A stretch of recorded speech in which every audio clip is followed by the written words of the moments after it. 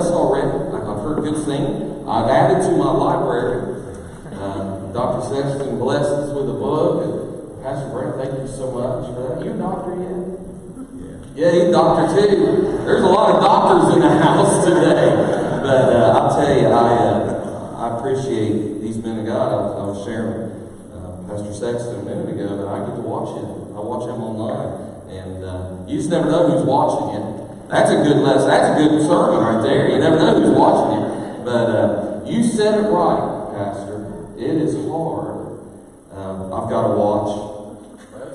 Say amen. Amen. It's hard because, yeah, I'm a preacher, but I'm also a public servant. Notice I didn't say politician there. Well, politics, it just doesn't work really well with me. I try not to go there, but we're here to talk about the state of the county, and Dr. Johnson's going to follow up with the state of the state. And I'm honored to be able to stand before you today to give this address. I really prayed hard as to what to say, and I really truly believe our community is at a crossroads, as many communities are all across the United States. And I really truly believe that the key to our future and the key to seeing souls saved, folks, that's what it's all about. To see lives changed, it starts right here.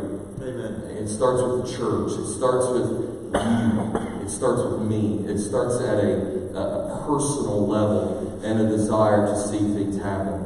I am one of the county commissioners. I'm one of 3, which means I can't do anything without help. I need assistance. I have 2 others that I work with, and I'm blessed the fact that they are God-fearing, and that they respect God's Word. And I would say this, that working with someone that respects the church is vitally important and understands what the church's role is in our society today, or what it should be. And some of that's what I've come today to talk with you about. If I get excited, you'll just have to either get excited with me or look beyond that, okay? When I hear songs like what we just heard, I'll tell you, nothing's been better ever since. I mean, nothing's ever been better since Jesus passed by. It's just getting better and better. As we say in Southern High, it gets gooder and gooder. And I think they say that down in Tennessee too. And it does. Everything changes when Jesus passes by. Amen. And he's passing by our way right now. He is in a miraculous way. I am one of the county commissioners. More importantly, and I'm going to take my glasses because I am what they call nearsighted. I can see near, but I can't see far. Which I don't know if that makes sense or not. But I am, more importantly today, I'm a father to 4, 2 of which are adopted, 2 of which came out of the opioid scourge that we see what's going on today. Our home expanded. We raised 2 beautiful daughters, and we've adopted 2 beautiful sons. I call them mine. They've been with us for 5 years. We adopted them last year, and now they're my boys. I'm responsible for them. I'm responsible for them as the high priest of my home, where I live. I'm responsible for them. But I take that very seriously. So I'm a father. I'm a husband to a wonderful woman, a God-fearing woman, saved woman. Amen. And then an evangelist.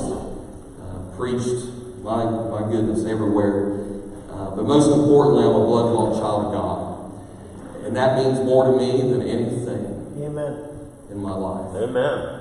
And nothing can ever top that. The state of our county, I can honestly tell you today, is financially strong. But I will tell you this, that it's not spiritually well. I wanted to come today to be able to say, we're on fire for God all across our county, but we're not. And if that causes you to frown or causes you to be unsettled in any way, trust me, it unsettled me when I think about it. Having been in the church having been saved for 40 plus years and seeing what's happened since the 70s to where we are today, I think if you were to be honest with yourself, and we need to be today, we are not the church we used to be. And don't get a lot of amens, but it's the truth. You see, as I look around, and Pastor Brown actually shared with me not too long ago the religious adherence chart you sent me that just opened my eyes. And we have a belief in our area, and tell me I'm wrong, we often say this phrase, we live in the Bible Belt. Folks, we're not in the Bible Belt anymore. We're not. Matter of fact, that religious adherence chart says about 1 in 10 actually attend church faithfully. 1 in 10. I think of the fact that we have a church literally inside the county on every corner, just about, don't we? Matter of fact, there's some that if you were, and I wouldn't recommend this, but if you were to stand, you could probably throw a rock and hit 4 of them. But don't do that. But that's the situation we live in. There's a church on every corner, but yet we have Bibles that are covered with dust. We see depression in our pews because in some cases we've lost power in the pulpits. If ever there was a time for the church to rise, and listen to me today, for men and women of God to stand and say, as for me and my house, it is now. Amen. We need to do this in our community. Amen. It would be easy to stand back and blame the opioid epidemic for all of our problems right now today, but I will tell you that this problem did not start with the opioid epidemic. Right. It didn't start there. I'll give you an example. I believe that the decline that we see, the major decline, began in the 70s. That's my personal opinion. I'll give you an example of that, and I'll make it very personal. I told you I'm a county commissioner. In 1974, the county commissioners of this county stopped praying before they had meetings. They just stopped. And I'll be honest with you, I believe that we should call upon our Creator for wisdom. Amen. And they stopped that, and whenever I came into office, I said, why don't we do this? Nobody knew. They had forgotten. They had forgotten. Just like God's children had forgotten how to worship. We had forgotten to pray. And we put that back in place. We started praying and doing the pledge and doing the things that God honors. God honors prayer. We have not because we ask not. So we started doing that again. And when we did that, I can tell you that it did not happen without a fight.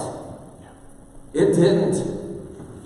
I cannot tell you the number of calls I've gotten from the ACLU or people like the Freedom from Religion people. Tim, you know all about it.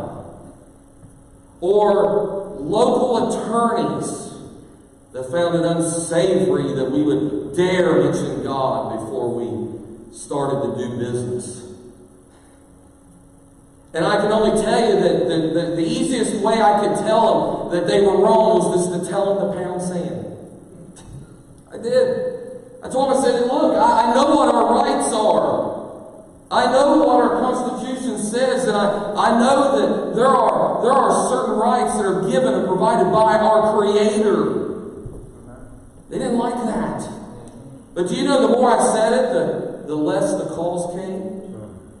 Because they knew there was always someone down the road that they could pick on. Someone that would listen to them. Someone that wouldn't take a stand. Someone that didn't know what the law was, that didn't know what the Bible said, and because of that, they just went on to someone else. They do it all the time, do they not? But you have to take a stand. And you have to be willing to take that stand. And I will say this, that the devil always overplays his hand. Have you ever found that to be true? That the devil will push things so hard that he'll take it further. And I will tell you today that God is on the move in our county. God is on the move. You know, some will say, well, you can't mention God in the courthouse. On the National Day of Prayer, we stood and we prayed in the rotunda. Throughout that entire week, we read the Bible in the rotunda, starting in Genesis, and every day from 8:30 on to 4:30 every single day, they read out of the Bible in our courthouse, out loud, with a speaker, for everybody to hear. If you tell me today that that isn't the place for it, hey, there are people that need God in those courts every single day. Amen. So we're doing what we can to push back against those who would lead to our undoing. But I ask you today, what can we do as a church to fight the forces of evil in our midst? Ephesians chapter 6 and verse 12 tells us exactly who we're up against. You know, we're so busy fighting between ourselves that we fail to see who the real enemy is. Amen. We do. For we wrestle not against flesh and blood, but against principalities, and against powers, against the rulers of the darkness of this world, against spiritual wickedness in high places. That is who we are fighting today. So what do? How can the church fight? Well, first of all, we have to fight. No man having put his hand to the plow, and I know we're doing groundworks. Amen. No man having put his hand to the plow, looking back is fit for the what? Kingdom of God. We've got work to do. We've got to plow some ground. Amen. There's a lot of ground to plow out there too. Right. And I read the other day that 1 in 4 acres inside the county is agriculture field. I thought about that, and I thought every acre is God's field. Amen. Good. Every part of it is God's field. Good. The very next verse, we have to engage, and we read about this in Ephesians chapter 6 verse 12. The very next verse tells us to put on what? The whole armor of God. Amen. There's a preparation time, and we have to prepare for that fight. And to do what? We're to stand. Church, if you don't hear anything else I say to you today, get this. We must stand in this hour. We cannot give up one more foot of ground, not one more inch to the devil. We cannot afford to give another inch to the enemy. We cannot do it. You say, stand for what, Commissioner? What do you stand for? First of all, we stand for Jesus. Amen. We stand for Jesus. We stand for the right. We stand for the oppressed, the hurting, the lost. We stand for the fatherless. Pastor Brown and I was talking about this just yesterday. I know something about that. You know, the Bible is very clear that we are to stand and reach out to the fatherless, the widows. We have foster children in our society, in our community that need help. We have abused children that need help. We're to stand for the widows. We're to stand for our homes. We're to stand for our families. And we are to stand for our right to freely assemble and proclaim that Jesus is Lord. We need to stand for our churches.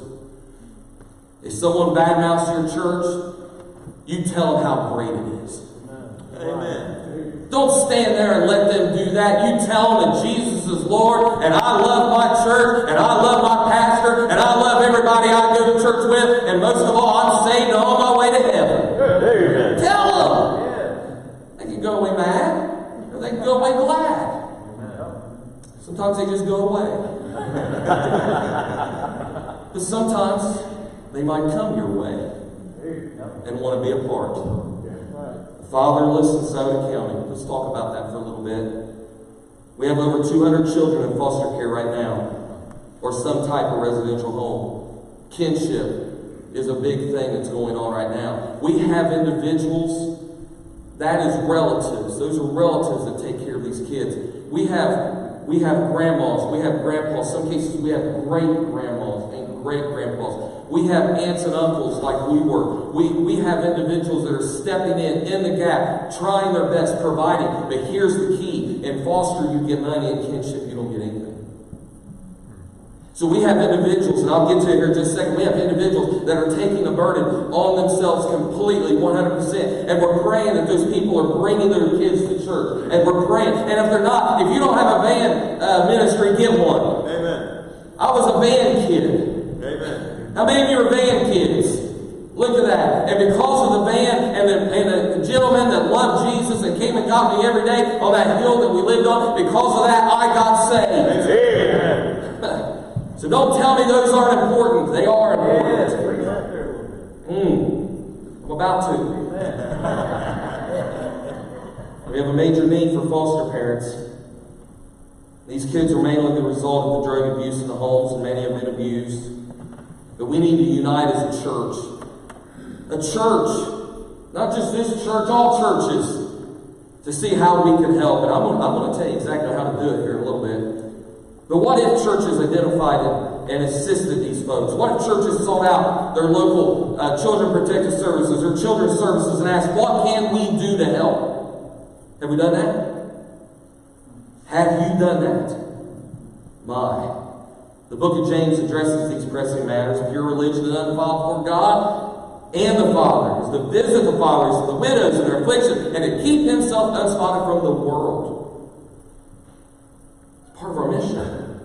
90% of those children in CPS are as a result of the opioid epidemic. Others have parents who are just unable to cope.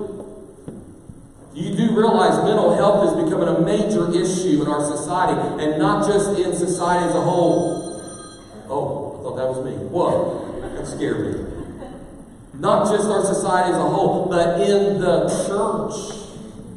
Pastors are dealing with this now.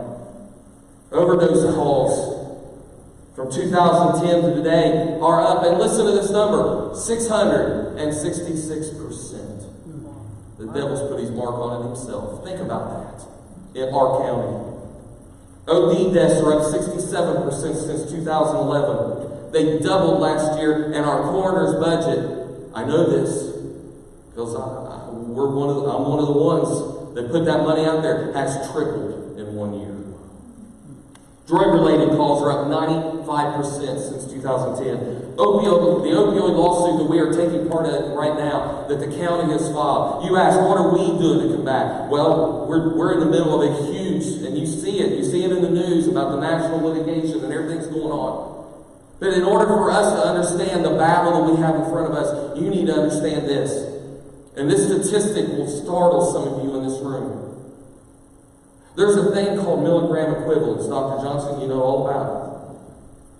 And in our county, what was prescribed in our county from 2009 to 2014, the milligram equivalents during that time equals 1 billion pills.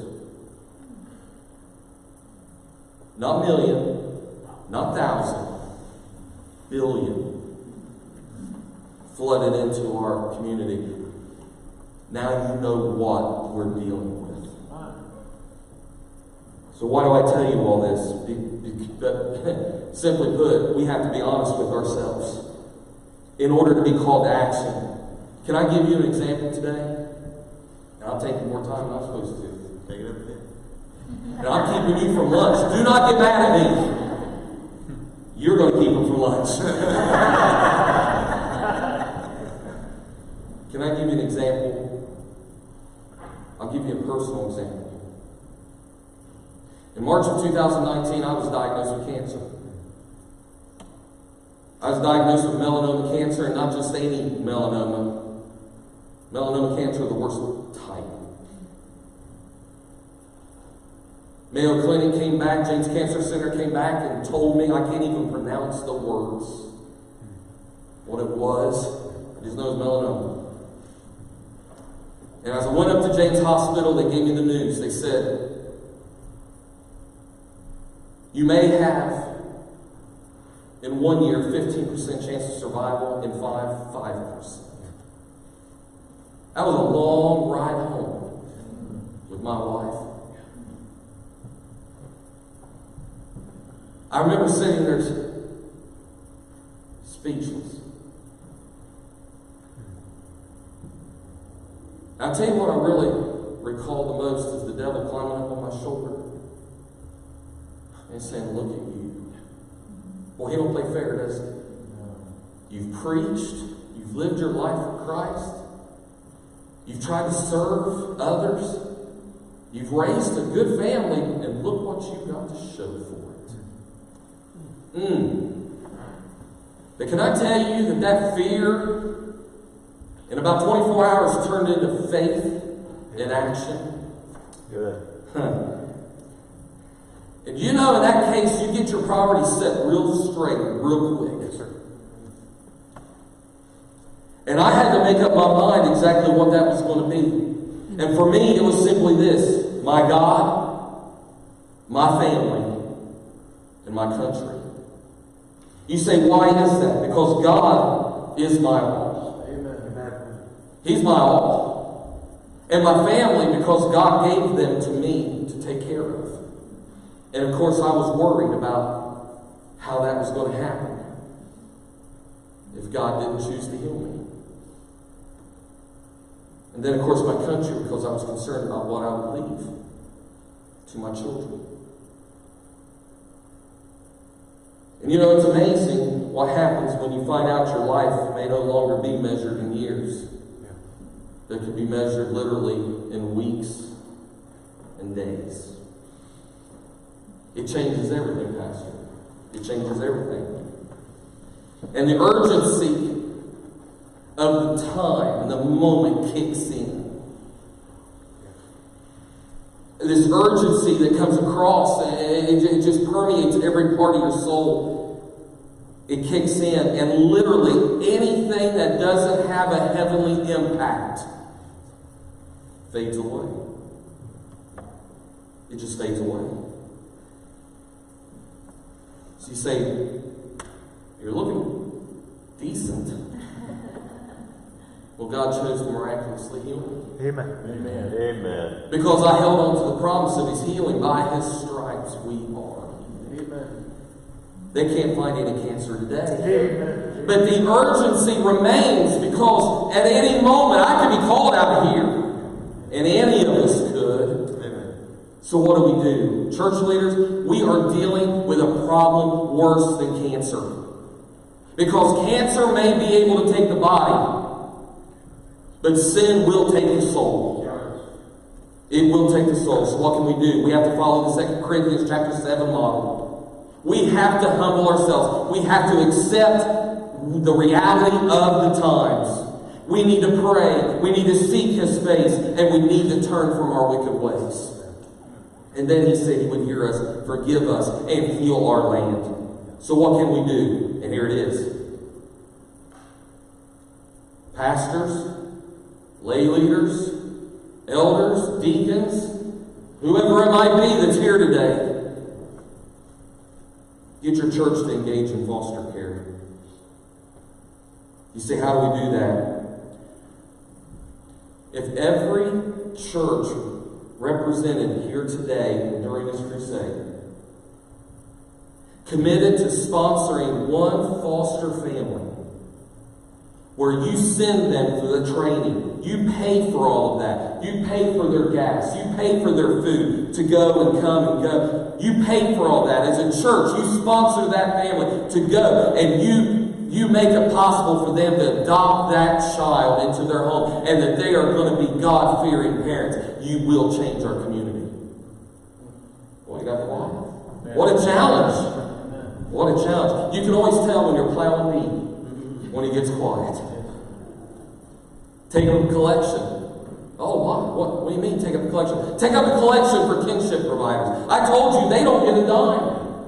We have grandmas and grandpas and they're on fixed incomes and they're taking care of children. They need help in our community right now. You say, how do we find out who those people are? Contact Children's Services. They know who they are. Take up a collection. Find out who they are and bless their socks off. Just bless them and help them. Create a mission field in your circle or neighborhood of influence. We are so quick to send money overseas, are we not, as a church? And I'm not discounting that. That's important. But there's a mission field right here. Amen. And we need to identify the mission field. And it might be within the shadow of your steeple of your church, but identify that mission field and work it. Amen. Work it. something I don't think very many people think about. Show law enforcement and first responders you care. Amen. Compassion fatigue is real. We have individuals here today. Raise your hand, gentlemen. You know who you are. You're dealing with this. Yeah, there you go. They deal with this every single day. There's others probably here today that you might be an EMT or whatever you might be a firefighter. Show them love and let them know you support them. Amen. It's real. Find a rehab facility to sponsor with non-treatment related items. Like what? They could be part of treatment. Bibles. Amen. Food. Show them that you care. And by the way, you know you can attach your church name to that. They might show up at your door. And then you can win them to Jesus. Amen? Mentor a child. Inside and outside of the church. Find a child that you can mentor and make a difference in their lives. Pray for your leaders. Pray for your pastor. We talk about compassion fatigue. It gets hard. I've pastored before. It gets hard, and they'll be the last one to let you know that they're tired. Pray for them. Fervently pray for them. Let them know you love them and that you're behind them 100%. Love people. Just love people. Boy, love goes a long way, doesn't it? And the lost will figure out that you don't love them really quick. Yeah. So love them. Vote. Yeah. Oh. Amen. Terry, we need help, don't we? Vote. We need more Christians in service for their country. Yeah. And if you're in that crowd and say, well, my grandma said, don't you get involved with politics because that's the devil's playground. I'm going to tell you, it became the devil's playground because we weren't involved in politics. Amen. And having done all, stand. Just stand. Stand in the gap. Be willing to sacrifice, if need be, everything you have for the cause of Christ. Stand. Thank you. Thank you for your time. Amen. Thank you. I love our community. I love our great country. But most of all, I love Jesus, who's done so much for me. And with that, I will turn it over to my good friend, State Representative and Dr. Terry Johnson.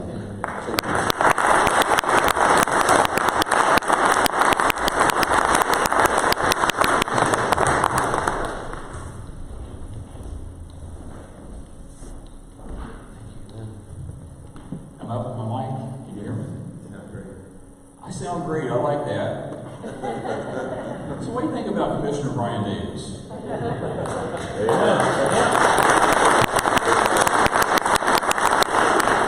Back when I was a county coroner in the middle of all that opioid business and trying to find my way, I had no idea how to go about it, what to do, but I knew what my job was, and I did my job. And during that period of time, Brian Davis became an important part of my life. And the thing that I've really come to know is if you believe in God, there is no luck, there is no fortune. There's God and His plan. Amen. You don't meet people by coincidence. We just had that conversation, didn't we? You don't meet people. God puts people in your life, and you need to stop and think about why you're crossing paths with people. And especially if they come back and cross your path more than once. And about 2 years into being state representative, I was looking back to Scioto County from Columbus. Important job being up there in Columbus, but you gotta work with the people back home. And I couldn't do it effectively. There were so many things that were black boxes that I could not see into. And Brian Davis, very modest man. He's also an executive in a very important company, and that company was having problems. So what did he do? He drove to Columbus and demanded to see his state representative, who happened to be me. And he was hot. And so we're having this conversation. It was an insoluble problem, like what are we going to do with this, And his problem was real because it meant the difference of keeping people employed and keeping bread on their tables, and he was fighting for them. And even though I was his friend, he was right up there fighting with me, saying, you got to do something. So after about 30, 40 minutes of dealing with Brian Davis, we got our picture taken. We were over by some flags, and I looked over and I said, Brian, I want you to listen to me. I need you to run for county commissioner. Why? Here's exactly what I saw. What he just did here today. He says he's not a politician. He is a politician. If you're in politics, you're a politician. It's not bad to be a politician unless you conform to the stereotype that we all expect politicians to be. What we need to do is admit we're politicians and show a different example of what a politician should be. Good. Yeah. God, family, country. Would you all repeat that with me, please? God, family, country. Now, what I want you to do is speak it from down here, sort of where your heart is, but a little bit lower where things resonate. Say, God, family, country. One more time. God, family, country. Now, you're going to remember that, aren't you? Brian said it. I saw what I had over in Brown County. God, family, country. It's been my mantra since I was a county coroner. How did I find my way through that wilderness of what to do and all the people of conflicting interests, and everybody's got a great idea, and what's my job? I'm supposed to figure out cause of death and manner of death and go home. Instead, what I did was I responded to every drug overdose and found out it was actually killing people year after year after year after year, until finally I had enough data that people paid attention to it. And how did I know what to do? God. God opens doors for us. There are no coincidences. Our job is to walk through those doors. I tell you what, I'm not a courageous man. I'm terrified. Brian said it so well. The real enemy, it's not people. It's God's opponent. It's the age-old battle of good and evil. And if you have an adversary who can bring a tidal wave, spread disease, incite warfare, persecute entire peoples, how do I stand against that? I can't. Without God. With God's shield, I can do anything. Without God, I'm like a soldier on a battlefield all by myself. What I learned in the Army was a soldier, as good as he is, as well trained as he is, as well raised and versed as he is, and the things he needs to do, can't do much. But in the Army, we learned to form a little fire team around that soldier, 4 or 5 soldiers working together. And you put that fire team into another fire team, you got a squad. You take that squad and put it into a platoon, and all of a sudden you got a considerable little force there. You take that platoon and you put it into a company. Oh my. And they know how to work together. You take a company and put it in a battalion. Now you're up toward 1,000 people. And you make that battalion part of an even bigger thing that's coordinated, a regiment, a division, an army. What do we need to do with pastors? Let them stand individually on the battlefield? What do we need to do with politicians who have a good heart? let him stand individually on the battlefield? No. What we need to do is see folks come together with a common cause. Brian said it so well, you can throw a rock and hit a church. Not just in Portsmouth, but any little hollow you go up around here or down in northern Kentucky. Throw a rock and hit a church. God's Word's alive. It's kind of like those burning embers, after you've had a fire in your fireplace. You don't dare put that in a paper sack and set it down on the carpet. There are burning embers that need to be fanned into a flame. And who needs to do that? Politician? I've tried. I can't get it done. Pastors who are politicians? Now we're getting close. Pastors. In the Army, they also taught me that if something went wrong, it wasn't my privates or my corporals. They weren't at fault. It was the colonel. The man in charge. It's always a failure of leadership. And sometimes I make people mad at me, but I'm going to tell you. If you're a pastor and you're not stepping up and leading, it's a failure of leadership. God bless you. When we came to be a country a long time ago, pastors led the way. Amen. Pastors brought us into America. They brought us out of the wilderness and into this greatest, freest, most beautiful place you can ever find on earth. This is it. You look over to China. I'll tell you right now why I got back into politics. I was a state representative for 8 years, term limited. My wife and I were worn out at the end of those 8 years. What got me back into this? You turn on the TV, and I'm reluctant to do it because I don't like seeing people fighting so much. It's all just everybody fighting. They're talking about socialism in America. Yeah. Come on. They're talking about communism in America. That's right. Well, you can say what you want about socialism and communism, but let me tell you what there is not in communism and socialism. God. They are godless political philosophies. They are godless economic philosophies. They are worse than secular. They are anti-God. If you live in China today and you're a Christian, the heavy boot of communism is ground just firmly down in your neck.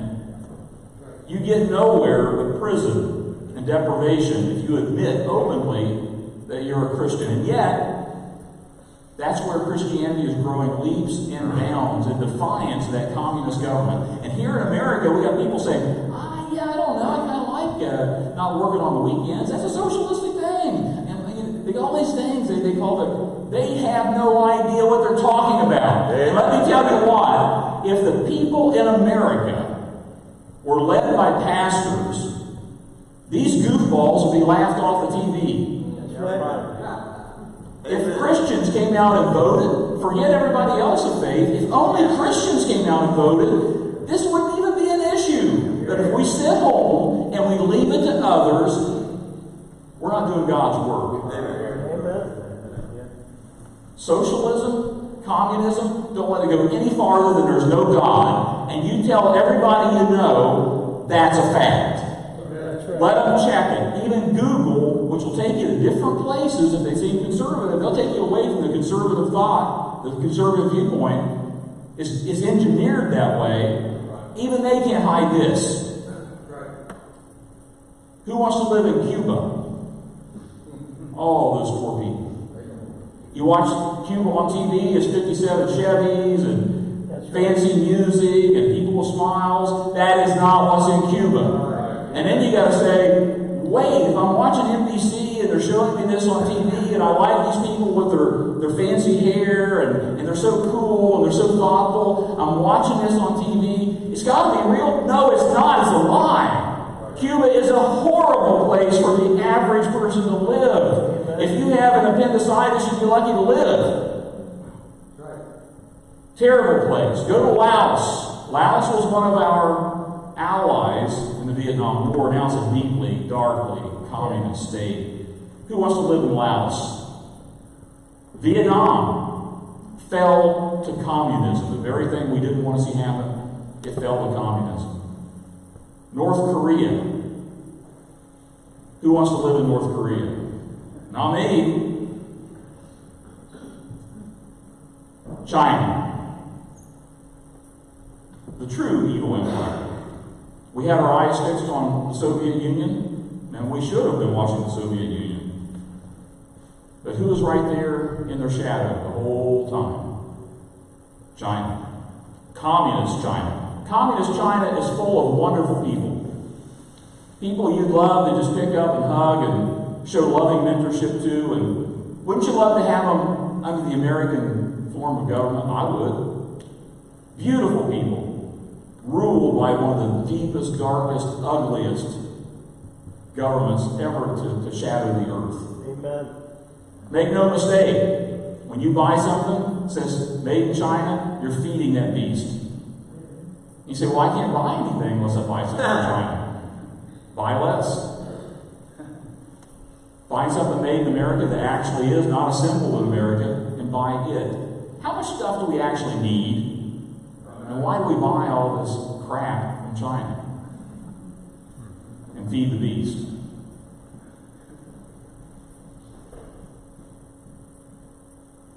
God, family, country. Can you tell I mean it? Amen. Yes, sir. God, family, country. Now with me.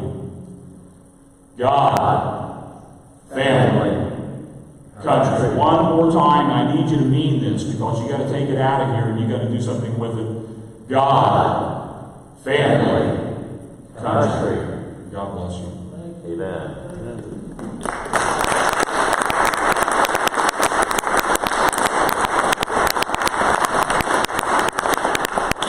I'm confident that not every meeting like this has elected officials that are going to speak the way that is spoken. You know what that tells us? We've got a great responsibility. We cannot say, well, our elected officials won't work with us. We can't say they're against us. We can't say they're fighting. You know what they just did? They asked for our help. Yeah. And when they ask, what's the responsibility of God's people? Let's answer. Let's answer. Tyler, would you come down and play something? I'd like for us to answer. And men, if you would please, I'd like you to come here to the front. And I'd like all of our pastors to come pray with these men. It's right down here in the front. The pastors, if you would, everybody else, if you'd stand.